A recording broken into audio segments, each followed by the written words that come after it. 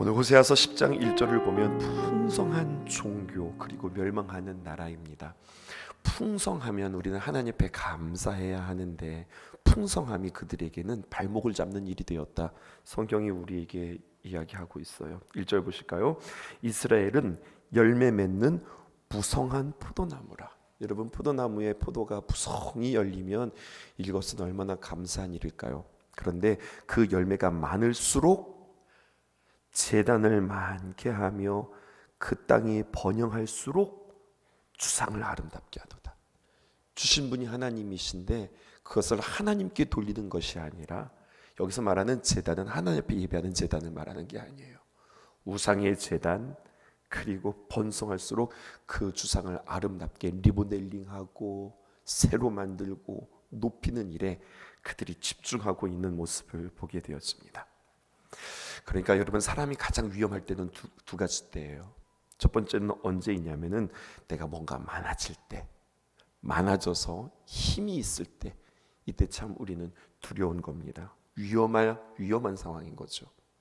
또 하나는 어느 때냐, 내가 많아지고 그래서 힘이 있을 때가 위험할 때라고 한다면 성경은 우리에게 또 한 가지를 이야기하는데, 우리에게 익숙할 때, 이것이 나에게 너무나도 편하고 익숙한 거예요. 여러분, 운전할 때는 언제냐면요, 나 이제 운전할 만하다, 이거 별거 아니네 라고 생각되었을 때가 사실은 제일 위험할 때예요. 의외로 초보 운전자들이 교통사고 많이 내지 않는다고 그래요. 이제는 나에게 익숙해지고, 때로는요 이런 마음도 가는 거죠. 내가 살짝 술 한잔 했지만 그래도 내가 정신 차리고 집에 갈 수 있어, 이런 자신감, 말도 안 되는 자신감이 붙을 때 사실은 위험하다고 하는 거죠. 하나님이 우리에게 주신 은혜와 또 복이 있는데 그것이 우리에게 익숙하지 않도록, 또 하나님께서 주신 것인데 그것이 마치 내가 얻은 양 착각하지 않는 저희들 되었으면 참 좋겠습니다. 이스라엘이요, 잠깐 풍요와 넉넉함을 경험하게 되었어. 오랜 것도 아니에요. 잠깐입니다. 그런데 그것에 하나님께 감사하지 못하고, 여러분, 잘 될수록, 하나님께서 은혜를 주실수록, 또 하나님 앞에 먹고 살만해질수록 예배의 제단이 아니라 우상의 제단을 쌓게 되어지고, 점점 호세아의 표현으로 한다면 그들이 외도하기 시작합니다. 그리고 2절에 있는 말씀 보실까요? 그 마음을 이렇게 표현하고 있습니다. 오늘 성경에, 오늘 본문의 제목이기도 하는데요, 두 마음을 품었다라고 이야기합니다. 우리 2절 말씀 우리 함께 읽어보실게요. 시작. 그들이 두 마음을 품었으니 이제 벌을 받을 것이라. 하나님이 그 제단을 쳐서 깨뜨리시며 그 주상을 허시리라. 여러분, 우리가 생각하는 거룩함이란 무엇일까요? 우리가 생각하는 거룩함과 하나님께서 우리에게 말씀해 주시는 거룩함이 조금 다른 것 같습니다. 우리가 생각하는, 우리가 정의하는 거룩함은 자꾸만 어떤 행위들을 통하여서 그 사람 참 거룩하다 이렇게 이야기합니다. 내가 열심히 꾸준히 주님 앞에 새벽 제단을 쌓는다, 그럼 참 거룩하다라고 하는 거죠. 가지 말아야 될 것을 가지 않고, 먹지 말아야 될 것들을 먹지 않고, 하나님이 귀한 말씀을 가까이 하고, 그 사람 참 이렇게 거룩한 삶이다. 우리가 이렇게 생각하기 쉬워요. 거룩을 그렇게 이야기한다고요. 그런데 성경은 거룩을 우리의 어떤 행동, 어떤 신앙의 실천, 이거보다도 사실은 더 근원적인 것을 통하여서 거룩을 정의해요. 거룩은 뭐냐, 이렇게 표현하고 있습니다. 호세아적 표현인데요, 거룩이란 일편단심이다 라는 거예요. 거룩한 것은요, 그 마음에 두 마음이 아니라 한 마음만 있는 거예요. 그 마음에 하나님만 그 마음 가운데 품고 살아가는 거예요. 그러니까 언제나 마음이 같은 겁니다. 하나님을 향한 일편단심, 다시 말해서 내 마음이 나뉘지 않는 것, 이것을 성결이라고 이야기하고 하나님 앞에서의 거룩이라고 이야기해요. 요한계시록, 우리 신약으로 넘어가 볼까요? 요한계시록에서 신부의 가치를 어떻게 정의하냐면, 신랑 되신 예수 그리스도께 집중하는 것, 그것이 순전한 신부라고 그렇게 이야기를 합니다. 오직 신랑만 기다리는 신부의 모습 말이죠. 조금 더 이야기를 나가볼까요? 인생에서 성공하고 승리하는 사람들, 우리 인생도 마찬가지예요. 가만히 보면 어떤 재주가 많은 사람이 아니라 사실은 이게 하나밖에 모르는 사람, 근데 그것에만 꾸준히 집중하는 사람, 하나에만 집중하는 사람들, 이것을 어떤 마음이라고 표현하냐면 심플 마인드라고 그렇게 이야기해요. 마음이 복잡하지 않습니다. 그냥 딱 한 가지만 해요. 왜 우리나라의 속담에도 이런 거 있는 것 같은데요. 이것도 잘하고 저것도 잘하고, 이 사람은요 무엇을 해도 잘하는 거예요. 근데 잘하기는 잘하는데 가만히 보면 그냥 어느 정도 잘하기는 잘하는데 그 분야에서 아주 탁월하게 잘하지는 못하는 거예요. 뭐 이런 말이 있죠. 약간 좀 말이 거칠어요. 10가지 재주 가진 놈이 굶어 죽는다, 이런 표현이죠. 10가지 재주를 가진 사람이 결국에는 뭐 하나 제대로 하는 거 없어서 굶어 죽는다라고 하는 속담도 있더라고요. 하나님 앞에서의 신앙도 마찬가지입니다. 하나님 앞에서도 내가 한 가지밖에 할 수 없고, 그래서 한 가지만 일생을 꾸준히 감당하는 사람, 근데 가만히 보니까 이런 사람이 오히려 인생에 복이 되어지는 사람이더라고요. 특별히 신앙의 관점에서 이러한 심플 마인드, 하나밖에 모르는 이 마인드는 정말로 중요한 겁니다. 주님 말씀하시면 아멘입니다 하면서 그냥 이렇게 뚜벅뚜벅 걸어가는 마음, 이스라엘 백성들이 이 마음을 놓친 것 같아요. 하나님 앞에서 이렇게도 재고 저렇게도 재고 또 이렇게도 생각하고 저렇게도 생각하고, 하나님을 버린 것은 아닌데, 두 마음이라고 그랬잖아요. 그냥 하나님을 버리고 우상에 푹 빠진 것이 아니라, 고멜이 호세아를 버리고 그냥 외간 남자에게 푹 빠진 것이 아니라 양다리 다 걸쳐 놓은 상태. 이런 일들을 성경은 우리에게 또 이렇게 이야기합니다. 3절 다시 한번 볼게요. 그들이 이제 이르기를 우리가 누구를 두려워하지 않아요? 여호와를 두려워하지 아니하므로 우리에게 왕이 없거니와 왕이 우리를 위하여 무엇을 하리요? 이제 이렇게 막말을 하게 되었습니다. 하나님을 향한 경외함이 그들 가운데 사라졌어요. 하나님은요, 하나님을 두려워하고 경외함을 가르치기 위해서 교회 안팎에 사실은 여러 가지 많은 사건들과 여러 가지 많은 것들을 보여주셨어요. 오늘날 교회가 하나님의 말씀을 사랑하고 또 하나님을 사랑하고 하나님의 귀한 은혜를 중요하게 말하는 것, 매우 중요한 일이고 핵심 가치인 것 같아요. 그러니까 균형이 있어야 됩니다. 하나님을 두려워하는 것, 하나님을 너무 무서워해서 그냥 그 앞에서 그냥 벌벌벌벌 떨면서 하나님 앞에 내가 벌 받지는 않을까, 하나님께서 나에게 치시지는 않을까, 이것으로 두려워하는 것, 이것도 하나님을 대한 좋은 태도는 아닌데, 하나님이 너무 쉬운 거죠. 오히려 우리는 이럴 가능성이 더 높죠.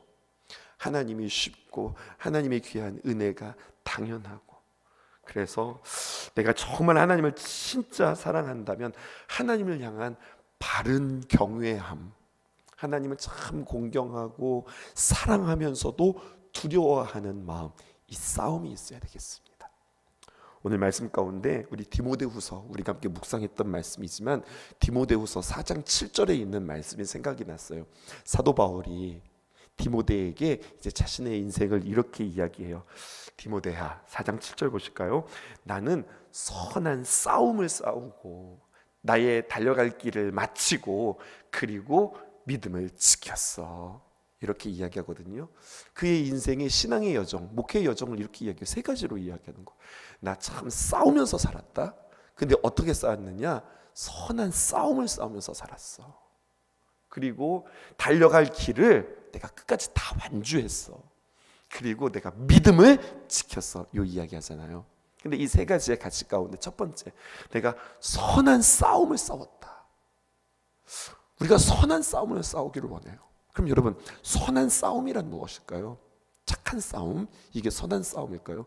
여러분들에게 말씀을 통해서 계속 도전하는 것이 있어요. 우리는 무엇을 싸워야 되냐? 여러분, 우리 정의 싸움 하십시다. 우리가 바른 정의를 내려야 합니다. 바른 정의를 내리려고 우리는 참 애써야 합니다. 이것이 우리에게 정말 싸움과 같아야 됩니다. 또 본질을 붙잡는 싸움 하셔야 됩니다. 하나님 앞에서 이 본질을 잘 붙잡고 뭐가 가치 있는 것이냐, 무엇이 하나님께서 정말로 기뻐하시는 거냐, 핵심이 무엇이냐, 이 본질 싸움 하십시다. 한 가지 오늘 더 여러분들에게 이제 이런 싸움도 여러분들에게 권해드리고 싶어요. 오늘 여러분들에게 처음 말씀드리는 건데 바로 어떤 거냐면 간격 싸움이에요. 간격 싸움. 너무 먼 것도 아니고 너무 가까운 것도 아니고 좋은 애티튜드, 좋은 태도를 갖는 거예요. 하나님이 나에게 너무 가까워서 너무 쉬운 것도 아니고 또 너무 멀어서 하나님이 그냥 너무 멀리 있는 그냥 나와 상관이 없는 존재 이렇게 있는 것이 아니라 하나님과 정말로 적정한 참 좋은 그 간격을 갖는 거예요. 불나방을 보세요. 여러분, 불나방이 불을 향해서 직진합니다. 그러다가요 타서 죽는 거예요. 간격 조절을 못한 거예요. 여러분, 이것은 비단 하나님과 우리 사이뿐만일까요? 사람과 사람 사이도 마찬가지예요. 사람과 사람 사이도 내가 너무 좋아해요. 내가 너무 존경해요. 내가 참 사랑해요. 그러면은요, 사랑한다고 너무 가까이 있어도 안 되고, 또 너무 두렵고 무서워서 너무 멀어도 안 되고, 우리가 좋은 태도를 가지고서 너무 멀지도 않게, 또 너무 가깝지도 않게, 서로가 서로의 예의를 갖추고 바른 태도를 갖추면서 서로의 어떤 간격을, 참 좋은 간격을, 따뜻한, 너무 뜨겁지도 너무 차지도 않은, 신앙에서는 하나님 앞에 뜨거운 신앙 가져야 하고 또 차가운 신앙을 가져야 하지만, 우리가 사람과의 간격에 있어서는, 하나님과 나 사이에 있어서는 이게 하나님과 참 좋은 간격, 하나님과 나는 적당히 이 정도입니다 이런 뜻이 아니에요. 참 하나님과 우리 사이에 언제나 그 간격들을 유지하려고, 내가 하나님께 너무 이렇게 멀어진 것은 아닌가, 이것들에 대해서 하나님 앞에 늘 우리가 깨어날 수 있는 이 간격 싸움, 선한 싸움을 쌓아갈 수 있기를 원합니다. 정의 싸움 하시고요, 바른 정의가 여러분들에게 있어야 되겠고, 또 하나님 앞에 바른 본질의 싸움이 여러분들에게 있어야겠고, 내가 참 좋은 간격을 가져야 되겠구나, 이 싸움도 여러분들 주님 앞에 기도 제목 삼으실 수 있기를 주님의 이름으로 축복합니다. 10장 3절에 있는 말씀 다시 한번 또 읽어볼게요. 함께 읽어봅시다. 여기에 아주 귀한 가치들이 많이 있어요. 시작. 그들이 이제 이르기를 우리가 여호와를 두려워하지 아니하므로 우리에게 왕이 없거니와 왕이 우리를 위하여 무엇을 하리요 하리로다. 왕은요, 통치하고 이렇게 다스리고 주님의 귀한 손안에 붙잡혀 있는 귀한 우리를 하나님께서는 기대하고 계세요. 우리가 주일에 칠흑과 같은 그러한 터널을 통과했던 다윗을 여러분들과 함께 이야기하기도 했었는데요, 여러 가지 많은 고난과 어려움, 또 자신이 잘못 선택했던 그 패착을 통해서, 근데 그 세월 가운데 하나님께서 그를 놓치지 않고 통치하시고 다스리시고 경영했던 그의 삶을 보게 되어져요. 근데 이스라엘 백성들이 어떤 삶들을 살아가느냐, 결국 하나님을 잊어버림으로 말미암아 그들은 낭비하는 삶들을 살아가게 되어집니다. 그러니까 인생에서 가장 아쉬운 것은 무엇이냐면, 주님께서 오시라 하는 그날에, 주님 부르시는 그날에 내가 참 열심히 수고하고 애썼는데 남는 것이 없네, 아이고 인생 헛살았네, 이러면 너무 아쉬울 것 같은 거예요. 에베소서 5장 18절에 주님께서 우리에게 이렇게 얘기합니다. 술 취하지 말라, 이는 방탕한 것이니 성령의 충만함을 받으라 라고 이야기를 해요. 여러분, 성령 충만을 우리는 새롭게 정의하셔야 되겠습니다. 성령 충만이라고 하는 것은 성령님이 내 안에 꽉 찬 상태로 우리는 성령 충만을 생각하기 쉬운데, 술 취하지 말라, 이는 방탕한 것이니 허송세월 보내지 말라라고 이야기하는 거예요. 그리고서 성령 충만을 받으라라고 이야기한다면, 성령 충만은 성령님이 내 안에 꽉 찬 상태가 아니라, 여러분 술을 취해본 경험이 있으세요? 술 취하면요, 술의 지배를 받는 거예요. 내가 나의 모든 몸을 이렇게 좌지우지하고 내가 결정하는 것이 아니라 술에 의하여서 다스림 받는 것, 이것이 술 취한 거예요. 근데 술 취하지 말라, 이는 방탕한 것이니 성령의 충만함을 받아라. 충만을 취함으로 표현한다고요? 무슨 말일까요? 취하다와 충만하다라고 하는 어원이 같은 겁니다. 결국 내가 누구를 주인으로 삼는가? 성령 충만이라고 하는 것은요, 성령님이 내 안에 가득 찬 상태, 이것이 아니라 주님의 다스림으로 가득 찬 상태, 이것이 성령 충만이라는 겁니다. 그러니까 결국 이 말도 되는 거예요. 내가 성령님으로 가득 찼다라고 하는 것은 주님의 다스리심과 주님의 인도하심에 내가 언제나 기꺼이 내 자신을 주님께 맡겨드리는 거예요. 운전대를 주님께 맡겨드려서, 그래서 주님께서 운전하시도록 내 자신을 맡겨드리는 거죠. 여호와를 두려워하지 않는 것이 아니라 여호와를 두려워하고, 우리에게 왕이 없거니와 이렇게 이야기하는 것이 아니라 주님이 나의 왕이십니다 라고 우리에게 고백하면서 주님께 맡겨드리는 상태가 성령 충만한 상태요, 그의 삶을 주님께서 인도하는 상태인 거죠.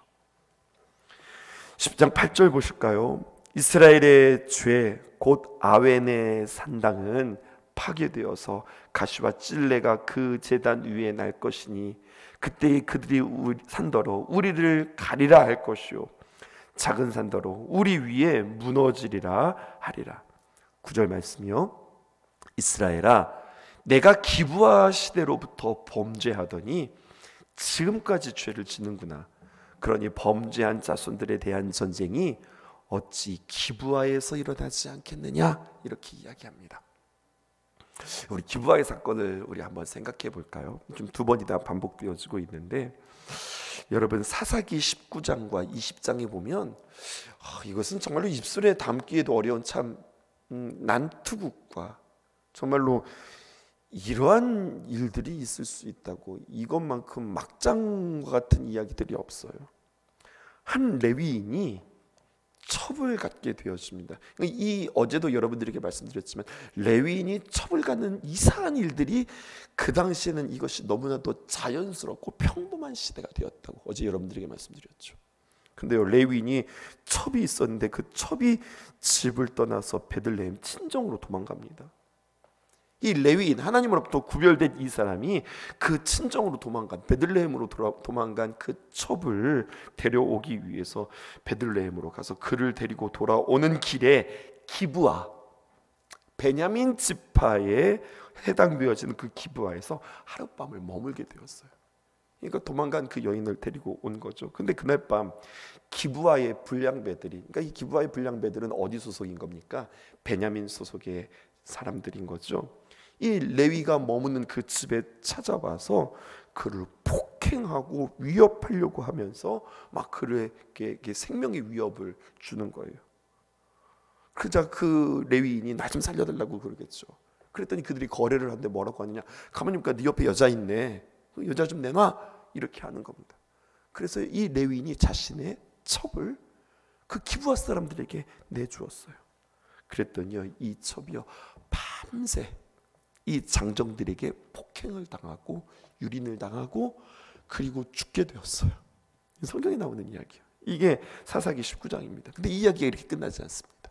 사사기 20장에 보니까 아침에 일어나 보니 그 아내가 그렇게 다 강간을 당하고 유린을 당하고 죽어 있는 모습을 보게 되었습니다. 그러자 레위인이요 칼을 꺼내더니 자신의 그 아내의 몸을 12조각을 내는 거예요. 그리고 각 지파마다, 그러니까 베냐민 지파 포함해서 각 지파마다 이것들을 다 보내요.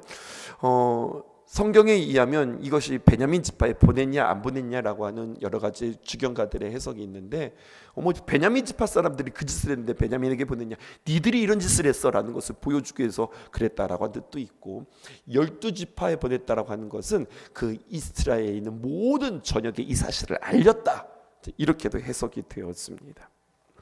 여러분, 각 이스라엘의 지파에 보내서 이 사건의 심각성을 알리자 이 이스라엘의 지파들이 모두 일어나서 기브아에 있었던 이 범죄한 사건을 규탄하고 베냐민 지파와 나머지 11지파들이 싸움이 붙기 시작합니다. 그래서 범죄자를 내어놓으라고 요구하고 베냐민 지파는 못 내놓는다 이야기하고 기브아를 방어하기 위해서 싸움 준비를 하죠. 이로 인하여서 11개의 지파와 베냐민 지파 사이에 내전이 벌어지는데 베냐민 지파들이 얼마나 잘 싸우는지, 11지파와 대결해서 싸우는데 처음에는 이기는 것 같아요. 그러다가 나중에는 그들이 패하게 되었습니다. 베냐민 지파가 거의 전멸되어지고 거의 600명 정도밖에 살지 않는 이야기들이 막 성경에 막 난잡하게 기록되어져 있어요. 이게 기브아의 사건입니다. 그 이야기를 기억하고 다시 한번 오늘 본문의 말씀을 보실게요. 9절에 있는 말씀입니다. 이스라엘아, 내가 기브아 시대로부터 범죄하더니, 어느 시대를 말하는 겁니까? 사사 시대를 말하는 거죠. 근데 이 사사 시대는 그냥 그 사사기의 그 때를 말하는 것이 아니라 하나님이 그들에게 왕이 되어지지 않았을 그때부터 시작해서, 너희들이 왕을 달라고 요구했지 사사 시대가 끝난 뒤에 이제 왕정 시대로 들어가는 거잖아요. 지금까지 죄를 짓는구나. 그때부터 너희들이 하나님을 잃어버리기 시작하더니 사람을 왕을 세우고, 그리고 그들이 그것으로 인해서 만족했던 너희들의 모습이 지금까지 죄를 짓는구나. 그러니 범죄한 자손들에 대한 전쟁이 어찌 기브아에서 일어나지 않겠느냐. 그 문제가 해결되어지지 않았으니 거기서 또다시 문제가 불거지고 또 문제가 불거지고 이렇게 되어지는 것은 아닌가.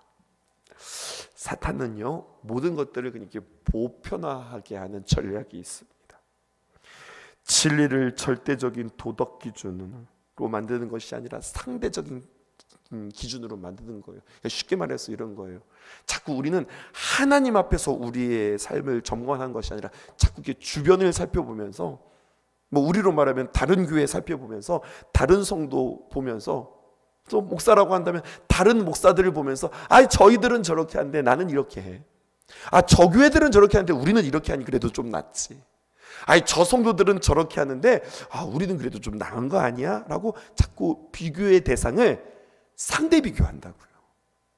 근데 성경은 우리에게 이렇게 이야기합니다. 우리가 주변을 돌아보면서 그들과 비교의 대상으로 서는 것이 아니라 그들을 다 제쳐놓고 하나님 앞에서, 우리가 하나님의 귀한 말씀 앞에서 하나님을 나의 피난처로 삼고, 하나님을 나의 기도처로 삼고, 하나님을 나의 귀한 신랑으로 모시고, 하나님 보시기에 하나님 기뻐하시는 귀한 선택들이 우리의 삶에서 선택되어질 때에 너는 두 마음을 품지 않을 수 있다, 이렇게 되어지는 거예요.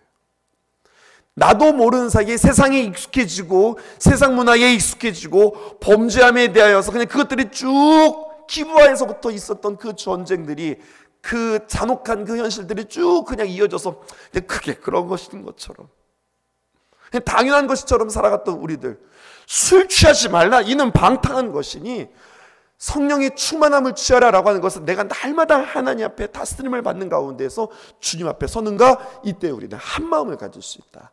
성경은 우리에게 이렇게 권하고 있는 겁니다. 오늘 두 마음을 품었으니라고 하는 말씀 밑에 언제나 이렇게 색깔이 있는 것으로 오늘 말씀 전체를 정리하는 문장을 항상 이 매일 성경은 우리에게 써주고 있거든요. 왼쪽을 보시면 이렇게 기록되어 있습니다. 하나님은 이스라엘이 두 마음을 품고 하나님과 우상을 겸하여 섬기면서 번영과 풍요를 도리어 죄악의 기회로 삼는 것을 심판하겠다고 경고하고 있습니다. 그러니까 익숙하지 말아야 되는 거예요. 그냥 해온 것에 대하여서, 주신 것들에 대하여서 뭐 당연하지, 이렇게 생긴 거지, 이것이 아니라 모든 것이 하나님께로부터 올 것이다, 이것을 언제나 기억하면서 살아가는 것, 이것이 주님 앞에서 성결한 삶이라고 우리에게 말씀해 주고 계십니다. 이것을 기억하는 저와 여러분들 되어지기를 주님의 이름으로 축복합니다. 그러면서 우리는 이제 대림절을 맞이하죠. 대림절, 주님 오심을 기뻐하며, 대림절은요 이런 뜻만입니다. 오실 주님을 기다리는 우리들의 마음속에 어떤 마음을 품고 있는가, 이 절기를 우리는 호세아서를 묵상하면서 이 절기를 귀하게 맞이하는 저 여러분들 되어지기를 주님의 이름으로 축복합니다. 기도하겠습니다. 내가 소망하는 아버지 나라, 주님 오시는 그날 완성되리. 고대하는 주님 오시는 그날은 마라나타. 비록 부족함과 슬픔 많아도 주를 알아갈 때 참 만족이네. 우린 기대하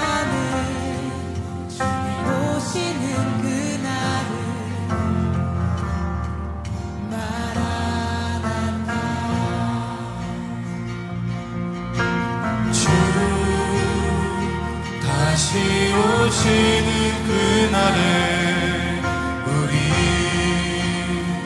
보게 되리.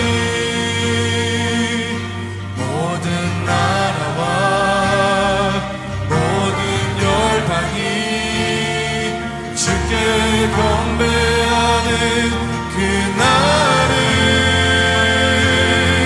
주님의 뜻이 하늘에 이루어지듯 이 땅에 이루어지는 그날, 모든 아픔 모든 눈물 모두 씻겨지리.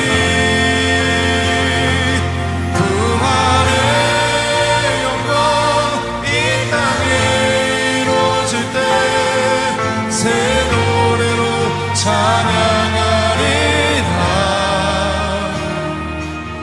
주를 나가 주를